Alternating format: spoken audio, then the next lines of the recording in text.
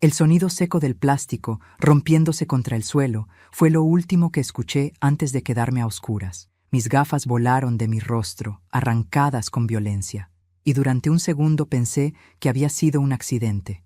Pero el silencio que siguió no fue torpe ni culpable, fue cruel, calculado.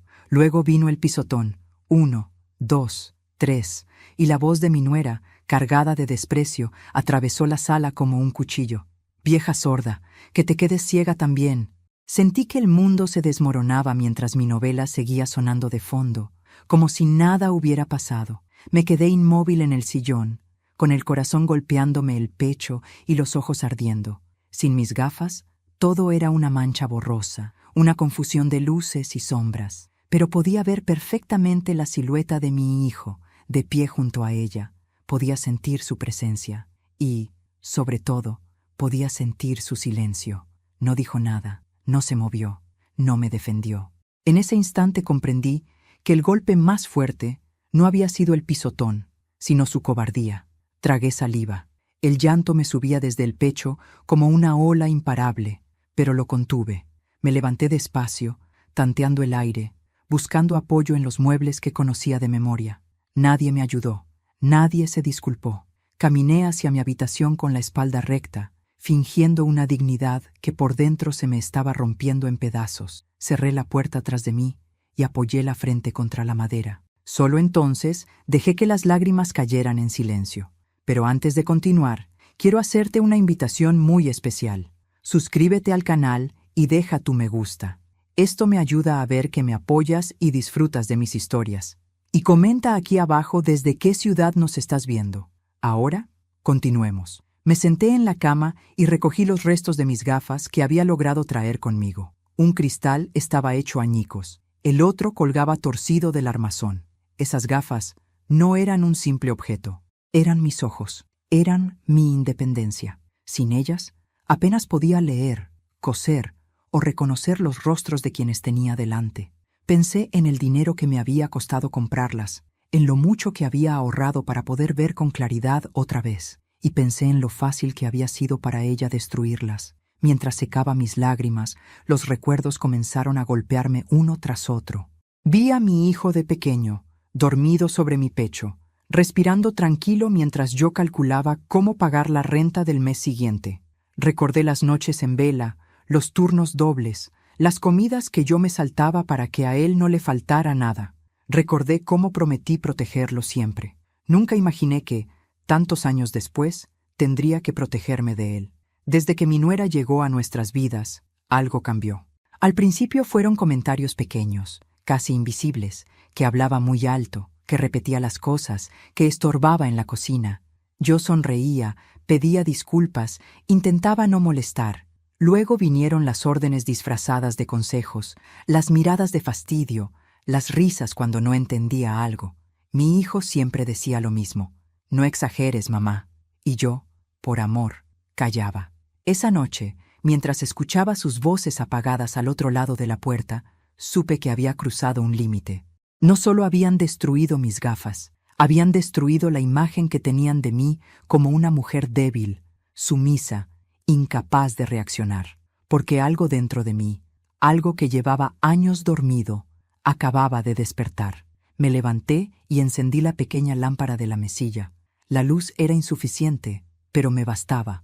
Abrí el cajón inferior, ese que nunca revisaban porque creían que solo guardaba medicinas y papeles viejos. Saqué una carpeta marrón, gastada por el tiempo. Dentro estaban los documentos que había reunido en silencio durante meses. Escrituras, extractos bancarios, recibos, contratos, pruebas, mi seguro, mi salida.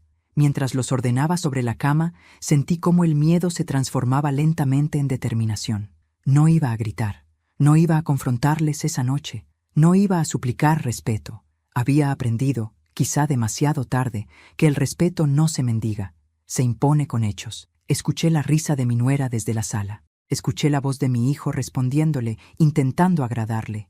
Cada sonido era un recordatorio de que ya no podía confiar en ellos. Cerré la carpeta y la escondí de nuevo. Me miré en el pequeño espejo del armario, viendo mi reflejo borroso. Aún así, reconocí algo en mis ojos, una firmeza que no había visto en años. Me acosté sin cenar, abrazando la almohada como si fuera un salvavidas. No dormí mucho. Cada vez que cerraba los ojos, veía mis gafas romperse. Escuchaba el insulto. Sentía el silencio de mi hijo. Pero, entre esos recuerdos dolorosos, también se colaba un pensamiento nuevo, insistente. No me quedaré aquí para siempre. Cuando el amanecer comenzó a colarse por la ventana, tomé una decisión. No sería impulsiva, no sería ruidosa, sería exacta, medida, definitiva. Porque si algo había aprendido en 69 años de vida, era que las mujeres como yo sobrevivimos no gritando, sino resistiendo. Y cuando resistimos demasiado tiempo, aprendemos a atacar donde más duele. Me levanté con cuidado, me puse un abrigo viejo y salí de la habitación sin hacer ruido. Nadie me vio, nadie me detuvo. Mientras cerraba la puerta tras de mí, supe que ese sería el último día en que me iría llorando en silencio. A partir de ese momento, cada paso que diera tendría un propósito, y ellos, sin saberlo, ya habían empezado a perderlo todo. Durante años creí que el silencio era una forma de amor. Me convencí de que aguantar, bajar la cabeza y sonreír era el precio que debía pagar para no perder a mi hijo. Cada palabra que no dije, cada humillación que dejé pasar, la envolví en una excusa piadosa. No es tan grave, está estresada, ya se le pasará. Hoy sé que no era paciencia, era miedo. Miedo a quedarme sola, miedo a convertirme en una carga, miedo a que me cerraran la puerta definitiva. Cuando enviudé, mi mundo se encogió. Mi casa, antes llena de conversaciones y rutinas compartidas, se volvió demasiado grande y demasiado silenciosa. Mi hijo fue quien insistió en que me mudara con ellos. Así no estarás sola, mamá, me dijo. Y yo quise creerle. Vendí mi pequeño apartamento, entregué mis ahorros para ayudarles a comprar esa casa y entré en ella pensando que era un hogar compartido. Nunca imaginé que, con el tiempo, me convertiría en una invitada incómoda. Al principio, mi nuera era cordial. Me preguntaba si había dormido bien, me ofrecía café, incluso me acompañaba al médico. Pero poco a poco su tono cambió. Empezó a corregirme delante de otros, a suspirar cuando hablaba, a hacer bromas sobre mi edad. «Es que ya no oye bien», decía riéndose, como si yo no estuviera allí. Yo fingía no escuchar, y a veces ni siquiera fingía. Mis oídos ya no eran los de antes, pero mi corazón sí escuchaba todo. Intenté hablar con mi hijo en varias ocasiones, siempre a solas, siempre con cuidado. Le decía que algunos comentarios me dolían, que me sentía desplazada. Él suspiraba, me acariciaba la mano y respondía lo mismo. «No te lo tomes así, mamá. Ella es directa, pero no mala». Yo asentía, agradecida por cualquier gesto de afecto, y volvía a callar. No quería ser el motivo de discusiones en su matrimonio. No quería que él tuviera que elegir. Con el tiempo, dejé de invitar a mis amigas. Mi nuera decía que hacían ruido, que ocupaban espacio, que yo hablaba demasiado alto.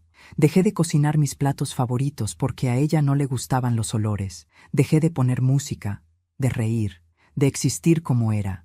Mi mundo se redujo a mi habitación y al sillón frente al televisor, donde mi novela era el único lugar donde todavía me sentía acompañada.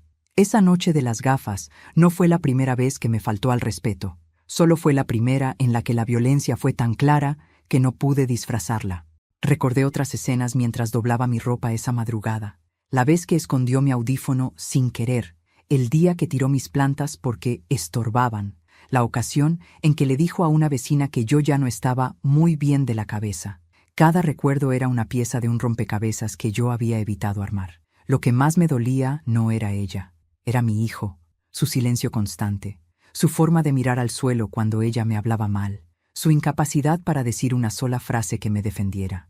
Yo lo había criado para ser fuerte, para ser justo, para proteger a los suyos. ¿En qué momento se volvió tan pequeño frente a alguien que gritaba? Aquella madrugada entendí algo esencial. Si seguía callando, no solo me perdería a mí misma, sino que les enseñaría que podían seguir cruzando límites sin consecuencias. El amor que no se defiende se marchita, y el respeto que no se exige desaparece. Abrí la carpeta marrón de nuevo y repasé los documentos. La casa estaba a nombre de mi hijo, sí, pero una parte importante del dinero había salido de mí.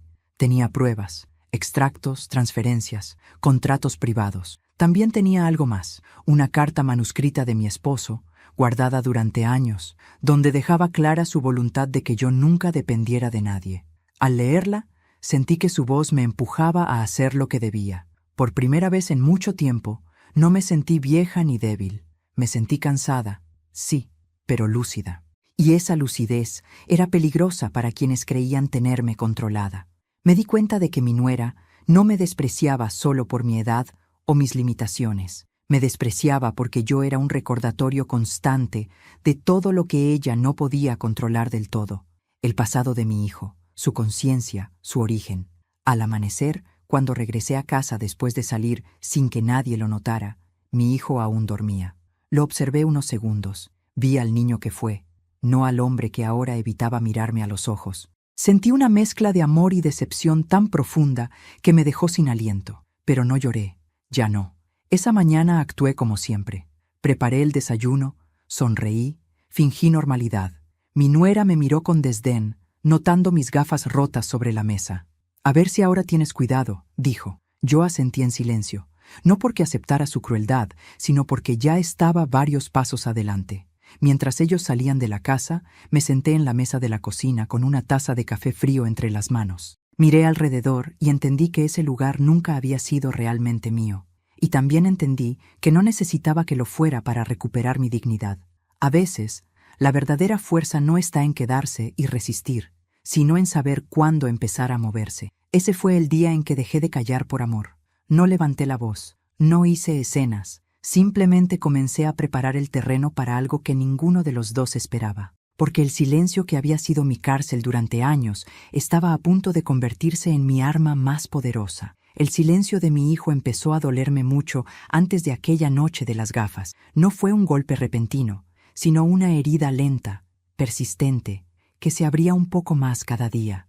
Aprendí a reconocerlo en gestos pequeños, en cómo evitaba mi mirada cuando su esposa me hablaba mal, en la forma en que fingía no escuchar los insultos, en la rapidez con la que cambiaba de tema cuando yo intentaba explicar cómo me sentía. Esa mañana, después del desayuno, lo vi prepararse para ir al trabajo. Se puso la chaqueta sin mirarme, revisó su teléfono y tomó las llaves. Yo estaba sentada a la mesa, con mis gafas rotas frente a mí. No dije nada. Esperé. Necesitaba saber si esta vez diría algo sin que yo lo pidiera. «Hijo», dije al fin con la voz controlada, «¿podemos hablar un momento?» Se detuvo, incómodo. «Ahora no, mamá. Voy con prisa. Solo un minuto». Suspiró, ese suspiro cansado que ya conocía demasiado bien, y se sentó frente a mí. Miró las gafas, luego apartó la vista. «Lo de anoche», empecé. «No estuvo bien».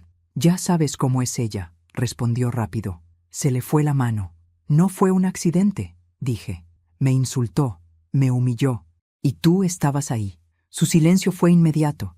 Bajó la cabeza, jugueteó con las llaves. «No quería armar un problema», murmuró. Esa frase me atravesó como un cuchillo. No quería armar un problema, como si yo fuera el problema, como si mis lágrimas, mi dignidad, mi vejez fueran un estorbo que debía ocultarse para que la vida siguiera tranquila. ¿Y yo?, pregunté. ¿No soy un problema cuando me pisan, cuando me gritan, cuando me tratan como si no valiera nada? Levantó la vista un segundo, pero enseguida volvió a bajarla. «Mamá, no exageres». Ahí entendí todo. Su silencio no era miedo, era elección. Había elegido la comodidad, la paz aparente, la tranquilidad de no enfrentarse a su esposa, incluso si eso significaba sacrificarme a mí. Cuando se fue, me quedé sentada largo rato, mirando la puerta cerrada. Sentí un vacío extraño, como si algo se hubiera roto definitivamente dentro de mí. Ya no esperaba nada de él, y esa certeza, por dolorosa que fuera, también me dio claridad. Ese mismo día decidí revisar los papeles que había guardado durante años sin darles demasiada importancia. Abrí una caja vieja, escondida en el fondo del armario. Allí estaban documentos que mi esposo había ordenado con obsesiva prolijidad. Recibos, contratos, notas escritas a mano. Entre ellos encontré algo que me hizo sentarme de golpe en la cama. Era un acuerdo privado, firmado cuando mi hijo y su esposa compraron la casa. Yo había aportado una suma importante del dinero, casi todos mis ahorros. En el papel se especificaba que ese dinero no era un regalo, sino un préstamo, y que, en caso de conflicto o abandono, debía ser devuelto o compensado. Mi hijo había firmado. Yo también. Su esposa no. Recordé ese día. Mi hijo me había dicho que era por formalidad, que nunca haría falta usarlo. Yo había confiado. Siempre confié. Pero ahora ese papel era una prueba de que no estaba tan indefensa como creían. Esa tarde escuché algo que terminó de abrirme los ojos. Estaba en mi habitación, con la puerta entreabierta, cuando oí sus voces en la cocina. No sabían que yo estaba despierta. «No soporto tenerla aquí», dijo mi nuera sin disimulo. «Cada vez está peor, sorda, lenta, inútil». «Baja la voz», respondió mi hijo. «Puede oírte». Ella rió. «¿Oírme? Por favor, si no oye ni la televisión». Sentí el impulso de salir y enfrentarlos, pero me quedé quieta. Algo me decía que escuchara. «Tenemos que hacer algo», continuó ella. «Esto no puede seguir así». «¿Qué quieres que haga?», preguntó él. «Buscar una solución, un lugar donde la cuiden, un hogar, ya sabes, así todos estaremos mejor». El corazón me latía con fuerza. «Es mi madre», dijo él dudando. «Y yo soy tu esposa», replicó ella. «No puedes tenernos a las dos». Hubo un silencio largo. Luego, la frase que jamás olvidaré. «Déjame pensarlo». No dijo que no. No la defendió. No me defendió. Me estaba pensando como si yo fuera un mueble viejo, una carga que podía trasladarse de un sitio a otro. Esa noche no dormí. Me senté en la cama, con la espalda recta, repasando cada recuerdo, cada sacrificio, cada momento en que había puesto a mi hijo por delante de mí. Y comprendí algo doloroso. El amor que no exige respeto termina convirtiéndose en permiso para el abuso. Al amanecer, tomé una decisión definitiva.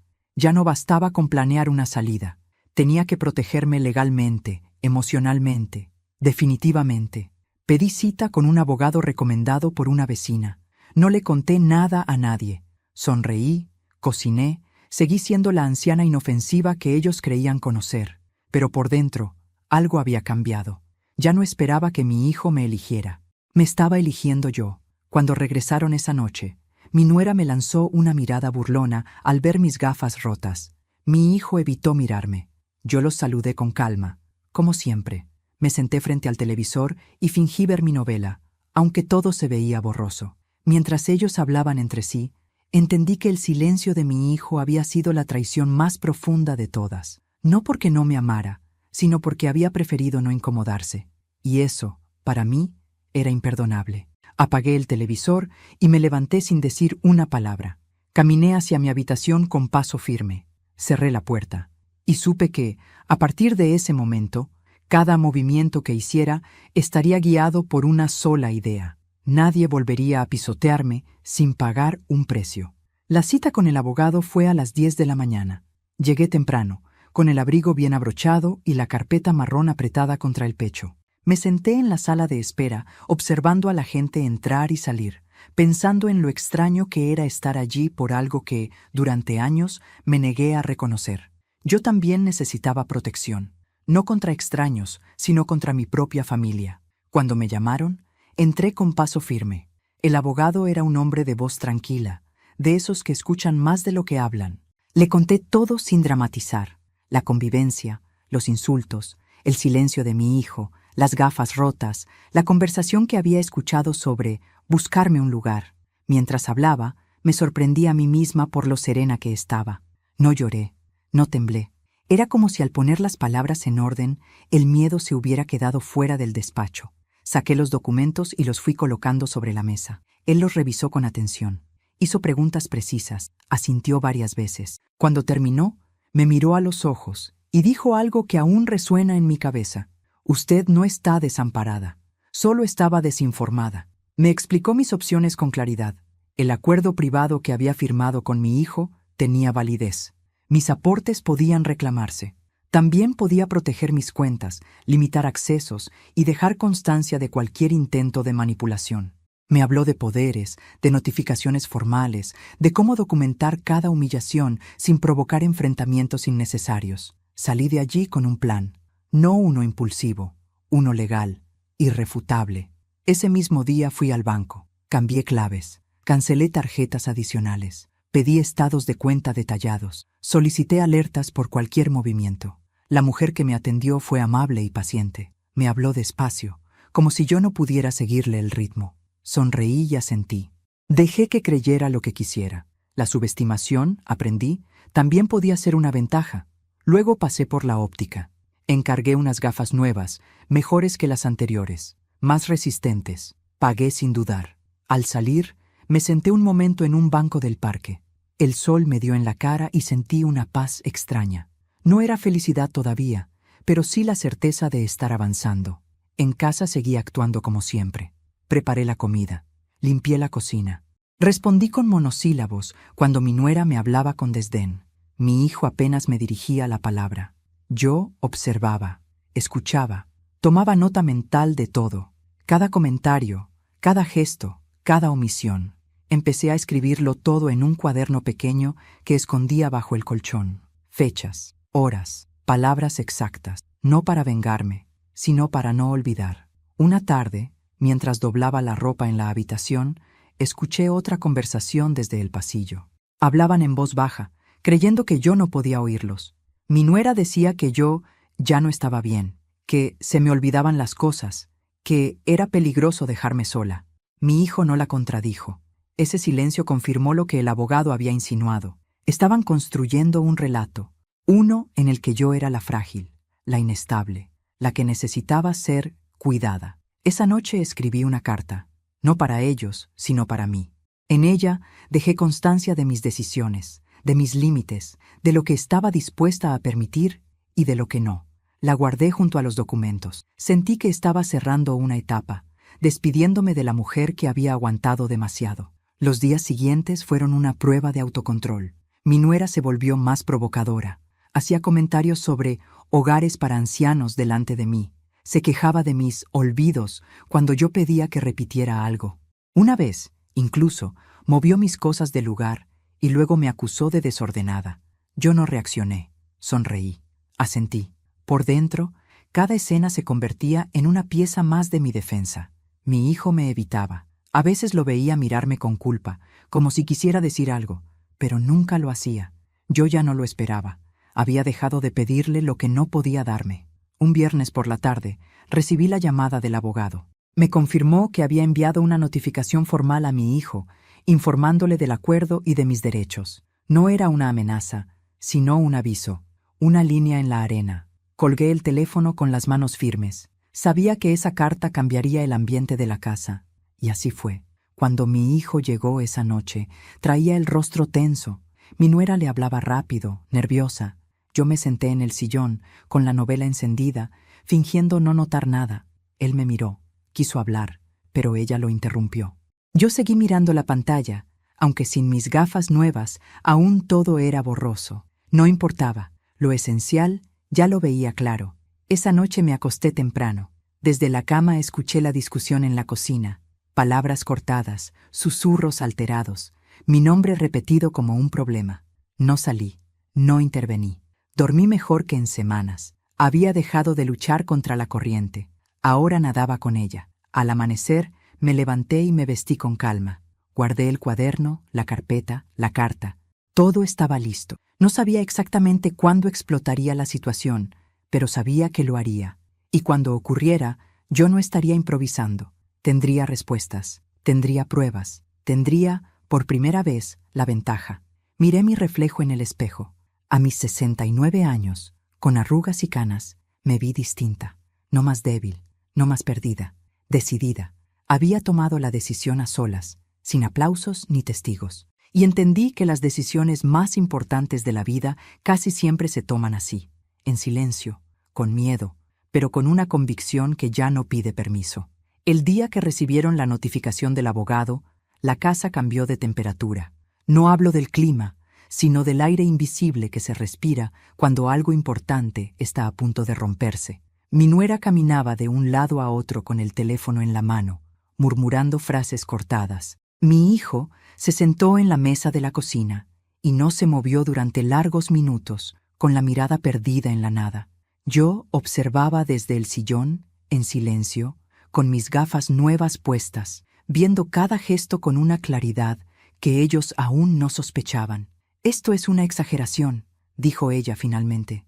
Tu madre se está pasando. ¿Cómo se le ocurre mandar abogados? ¿Qué pretende? ¿Asustarnos? Mi hijo no respondió de inmediato. Se pasó la mano por la cara, cansado. No lo sé, murmuró. Pero el papel es claro.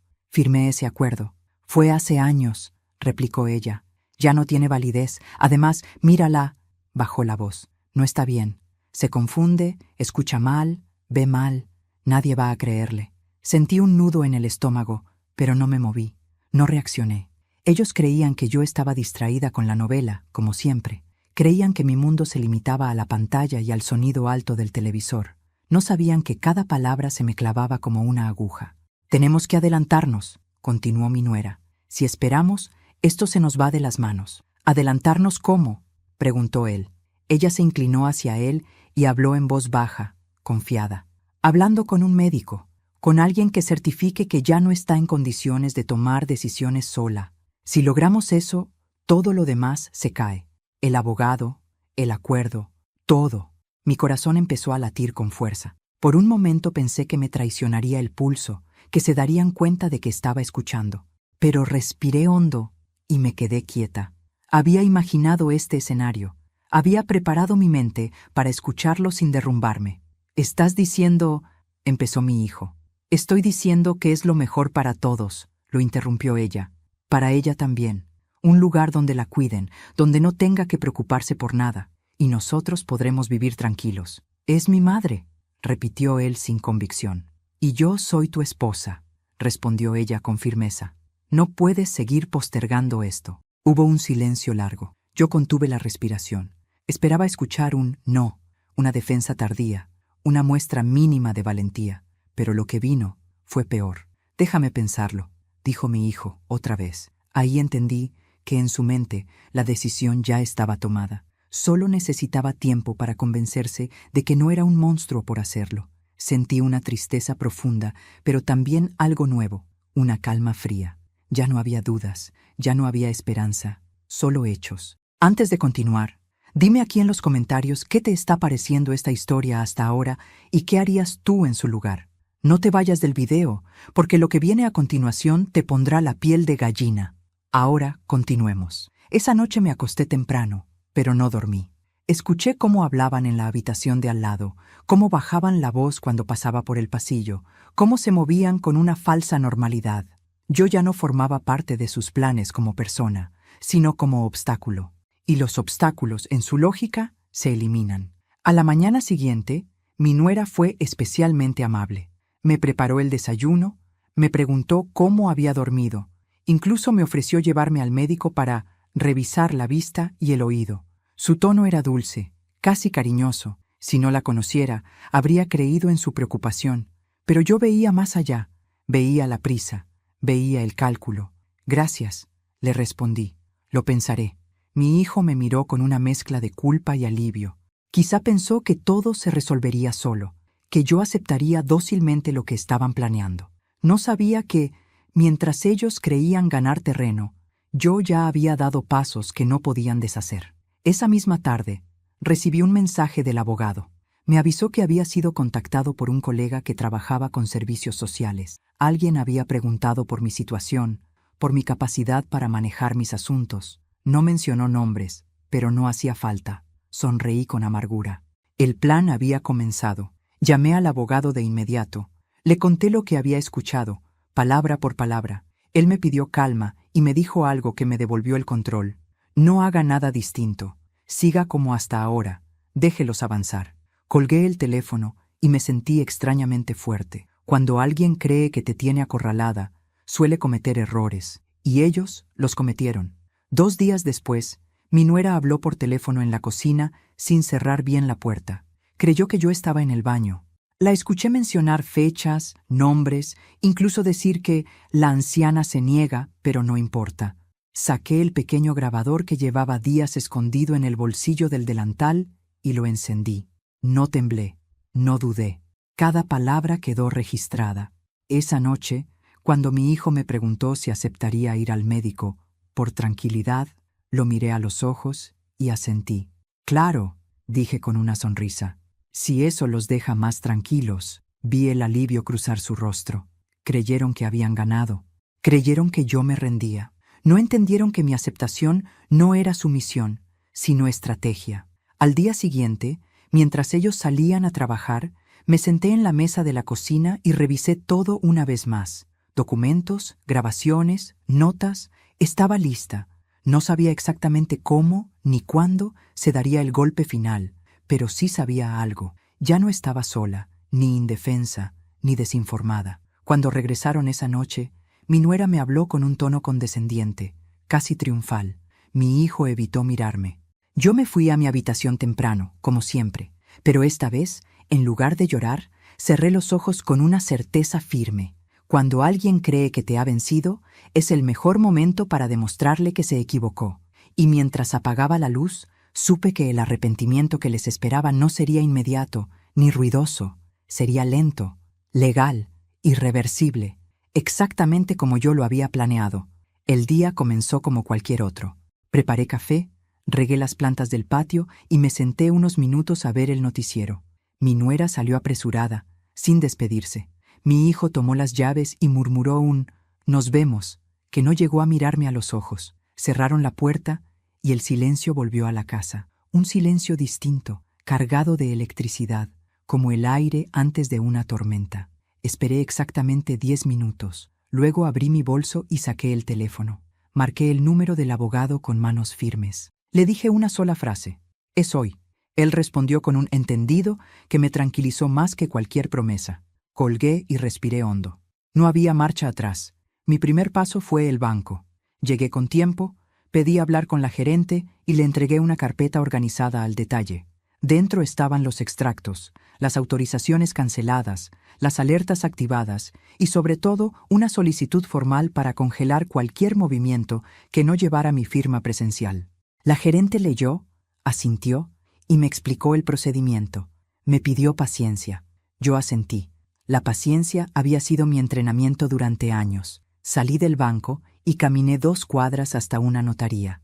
Allí firmé una revocación de poderes y dejé constancia de que cualquier intento de representarme sin mi presencia debía ser denunciado. El notario me miró con respeto, quizás sorprendido de ver a una mujer de mi edad tan segura. No me importó. Firmé despacio, letra clara, sin temblores. El siguiente paso fue más delicado. Entré a la clínica donde mi nuera había intentado conseguir una evaluación. Solicité hablar con la trabajadora social. No llevé acusaciones, llevé documentos. Le mostré la notificación del abogado, el acuerdo privado, mis estados de cuenta y finalmente reproduje un fragmento de la grabación. No todo, solo lo suficiente. Su expresión cambió. Tomó notas, me explicó mis derechos y me aseguró que cualquier evaluación debía ser voluntaria y con garantías. Salí de allí con un papel sellado que decía «Constancia de capacidad». Un papel pequeño, un escudo enorme. Regresé a casa al mediodía. Me senté en la mesa de la cocina y comí despacio. No me apresuré. No miré el reloj. Sabía que la tarde traería noticias. Y las trajo. El primer mensaje llegó a las 2. Mi hijo. «Mamá, ¿moviste algo en el banco?» Leí y no respondí. El segundo llegó 10 minutos después. «No puedo acceder a la cuenta». Tampoco respondí. El tercero, a las 3, fue una llamada. La dejé sonar. A las 3:30, el teléfono vibró con un mensaje de mi nuera. «¿Qué hiciste?» Sonreí. El golpe invisible había dado en el centro. A las 4 sonó el timbre. Abrí la puerta con calma. Mi hijo estaba pálido. Mi nuera, detrás, tenía los ojos encendidos de rabia. «¿Qué está pasando?», preguntó él. «Entren», dije. «Hablemos». Se sentaron frente a mí. Yo coloqué 3 sobres sobre la mesa. Uno del banco, uno de la notaría, uno de la clínica. «Esto», empecé, «es lo que está pasando». Mi nuera intentó hablar, pero levanté la mano. «Primero escuchan». Les expliqué, sin elevar la voz, cada paso, las claves cambiadas, los accesos revocados, la constancia de capacidad, el acuerdo privado activado, la notificación formal.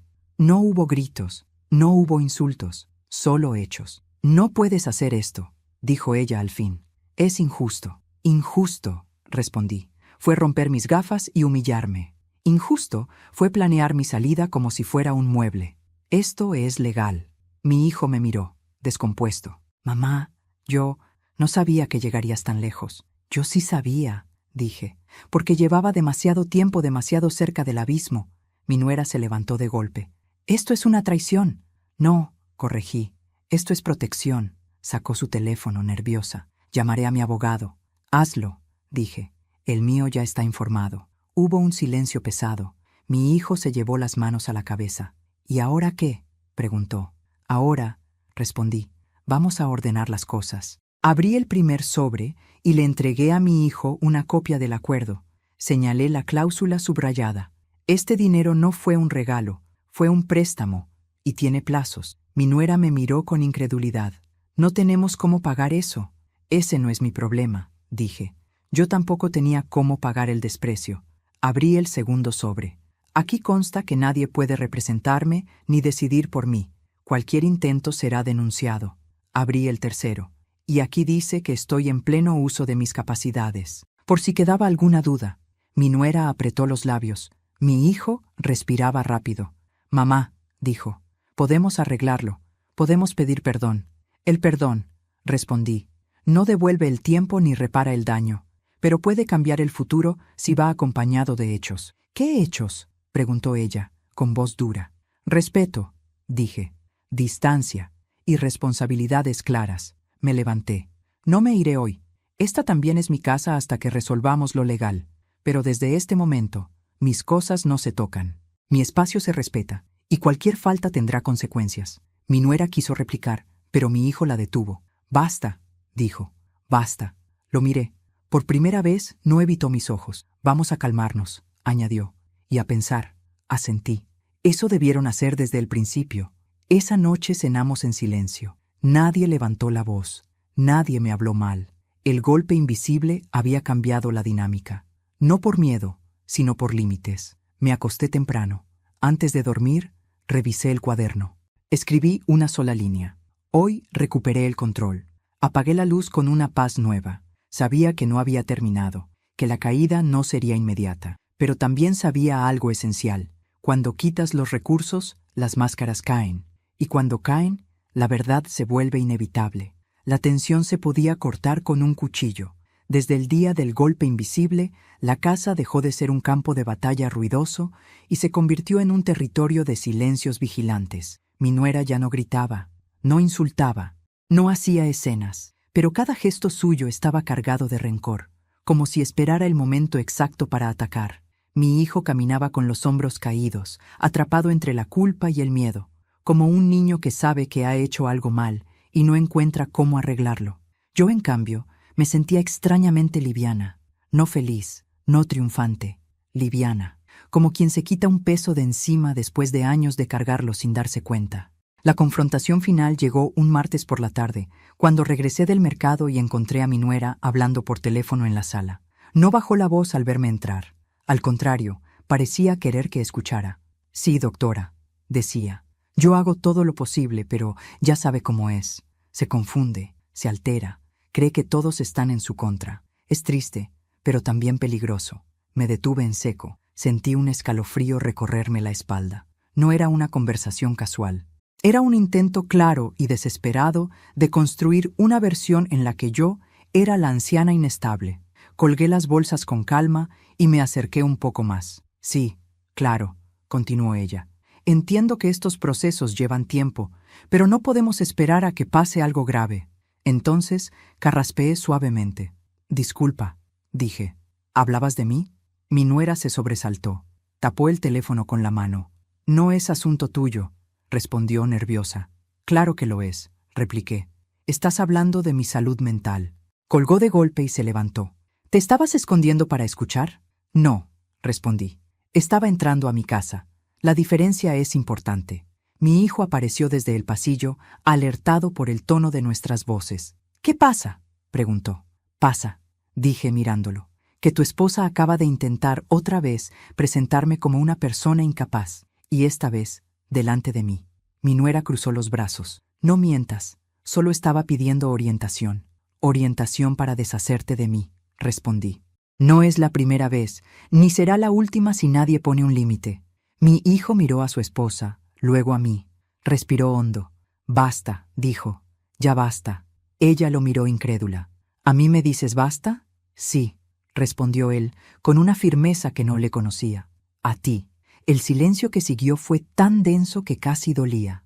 Llevas meses humillando a mi madre, continuó.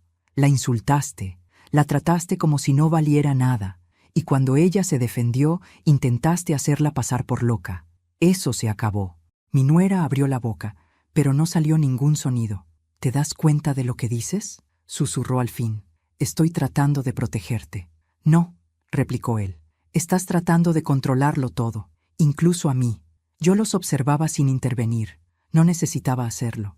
La caída ya había empezado, y no la estaba provocando yo, sino sus propias palabras. Si sigues así, dijo mi hijo, me vas a perder. Ella se rió, una risa amarga. ¿Y qué?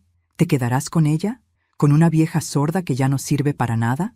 Antes de que él pudiera reaccionar, hablé yo. Nunca fui débil, dije con voz tranquila. Solo fui paciente, y confundiste mi paciencia con permiso. Mi nuera me miró con odio. Tú nos dividiste.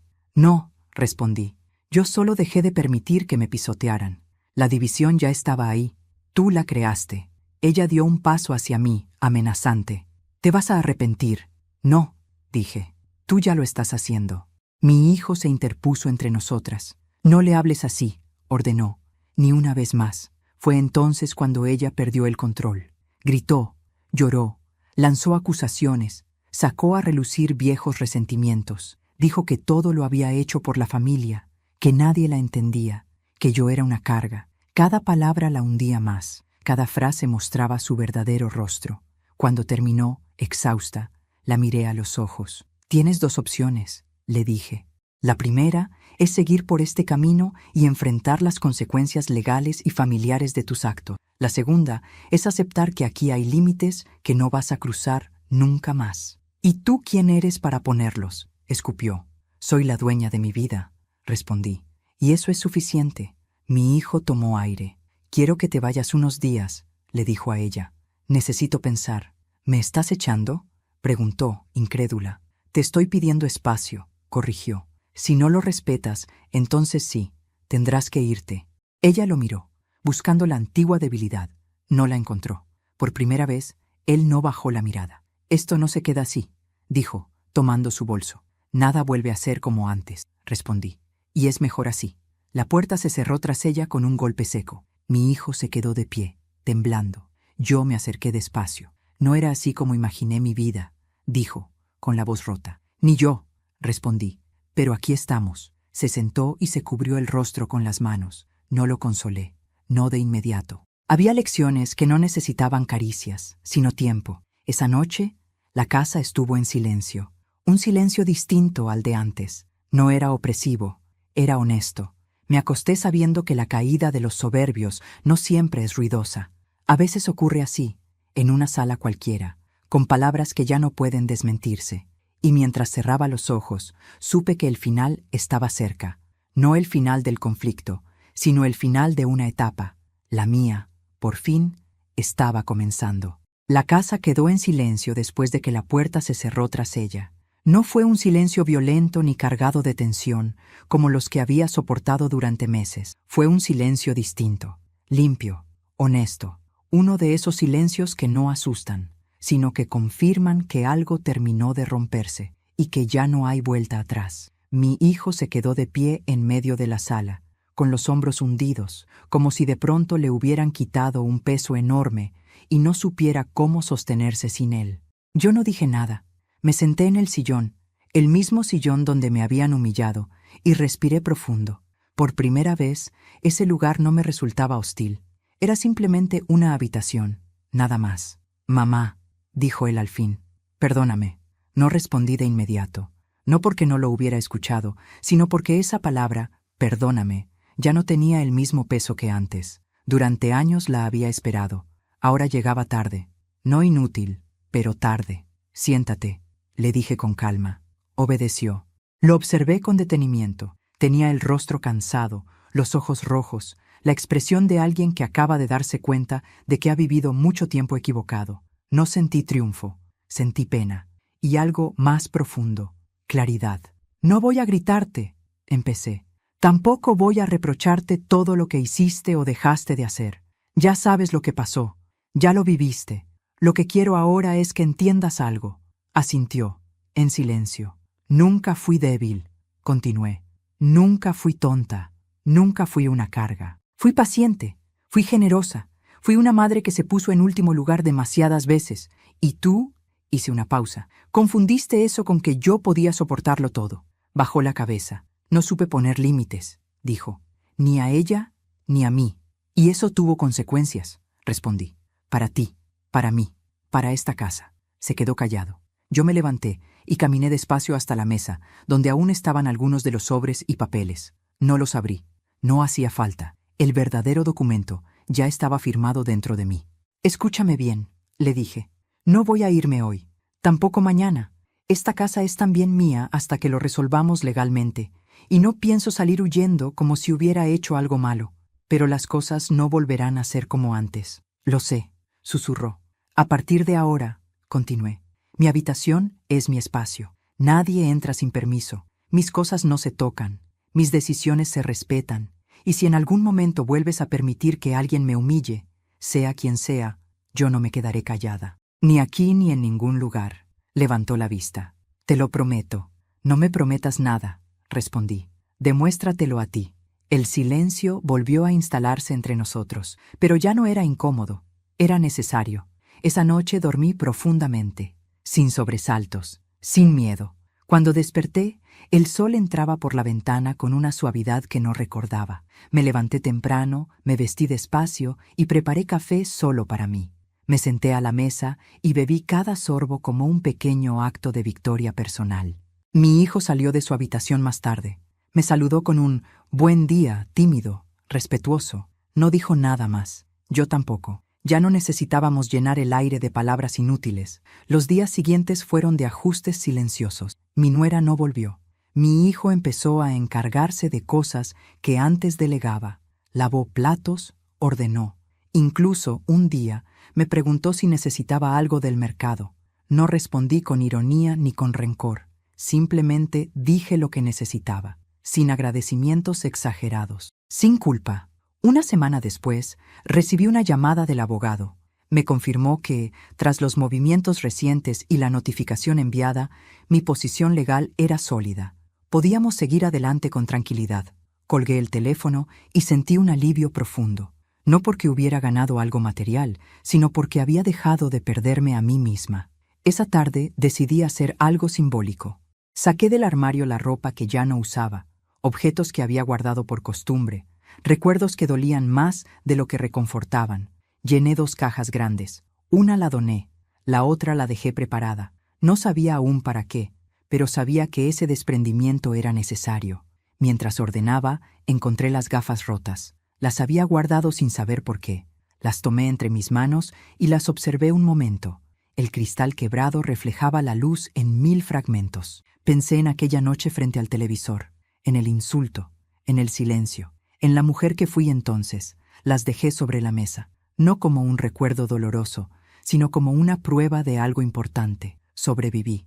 Días después, mi hijo se sentó frente a mí con un sobre en la mano. Hablé con ella, me dijo. Quiere venir a buscar algunas cosas. Lo miré sin sobresaltarme. Puede venir cuando yo no esté, respondí. Y solo por lo suyo, asintió. Entiendo. Y otra cosa, añadí. No vuelvas a traerla a esta casa sin preguntarme. No es solo tu casa. Nunca lo fue. Lo sé, dijo. Lo sé ahora. Cuando ella vino, yo salí a caminar. No quise verla. No la necesitaba para cerrar nada. El cierre ya había ocurrido dentro de mí. Caminé varias cuadras, respiré aire fresco y sentí una ligereza que no sentía desde hacía años. Me di cuenta de que, sin darme cuenta, había vivido encogida, pidiendo permiso para existir. Eso se había terminado. Al regresar, la casa estaba en silencio otra vez. Mi hijo me dijo que ya se había ido. No pregunté nada más. Esa noche me senté en el sillón, puse la novela y subí el volumen sin pedir disculpas. Me acomodé con mis gafas nuevas, viendo cada detalle con claridad. No porque la novela fuera importante, sino porque yo lo era. Pensé en todas las mujeres de mi edad que viven situaciones similares, en las que callan por miedo, en las que soportan por amor, en las que creen que ya es tarde para cambiar algo.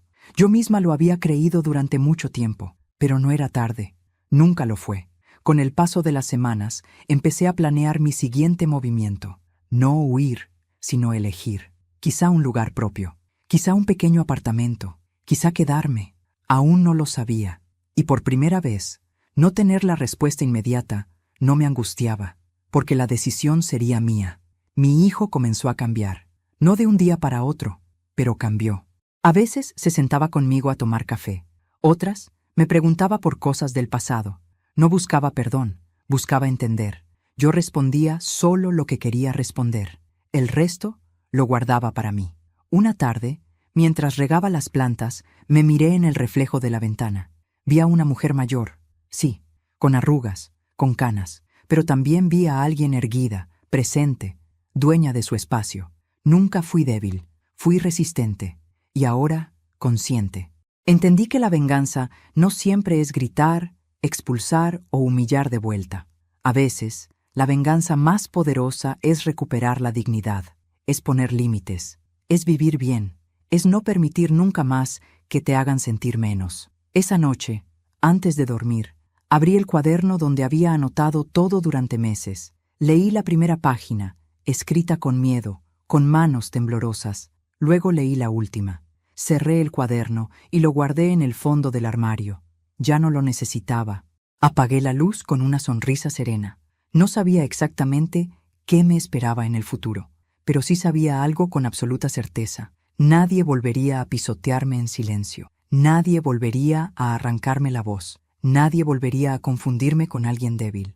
Porque a mis 69 años finalmente había aprendido algo esencial. La fuerza no se pierde con la edad, solo se despierta. Hoy me despierto más temprano que antes, no por obligación, sino porque el silencio de la mañana ya no me pesa. Me preparo un café, me siento junto a la ventana y observo cómo la luz entra despacio en la casa. A mis 69 años entiendo algo que tardé demasiado en aprender. La paz no llega cuando otros cambian, sino cuando una decide cambiar su lugar en la historia. Durante mucho tiempo creí que amar era aguantar, que ser madre era callar, que envejecer significaba desaparecer poco a poco para no molestar. Me equivoqué. Amar también es poner límites. Ser madre no es permitir humillaciones. Y envejecer no es apagarse, sino reconocerse con más claridad. No guardo rencor. El rencor envejece el alma más rápido que los años, pero tampoco olvido, porque olvidar sería volver a permitir lo que nunca debí aceptar. Hoy camino más lenta, sí, oigo menos, veo con ayuda de mis gafas, pero mi voz es más fuerte que nunca, y eso nadie puede arrebatármelo. Mi hijo está aprendiendo, yo también. No sé qué nos depara el futuro, pero ya no me asusta no saber. Por primera vez, las decisiones no se toman a mis espaldas, se toman conmigo, o no se toman. Y eso, para una mujer que pasó la vida sintiéndose pequeña dentro de su propia casa, es una victoria inmensa. Si llegaste hasta aquí, quiero decirte algo desde el corazón. Nunca es tarde para decir basta. Nunca es tarde para elegirte. Nunca es tarde para recuperar tu dignidad, aunque otros te hayan hecho creer lo contrario durante años. Y ahora quiero escucharte a ti. Suscríbete al canal y deja tu me gusta. Eso me ayuda a seguir compartiendo historias reales, intensas y necesarias como esta. Cuéntame en los comentarios desde qué ciudad estás viendo esta historia. ¿Qué te pareció? Y sobre todo, ¿qué habrías hecho tú en mi lugar? Me encanta leer los comentarios, conocer sus experiencias y saber que no estoy sola. Gracias por quedarte hasta el final. Soy una mujer de 69 años, y esta fue mi historia.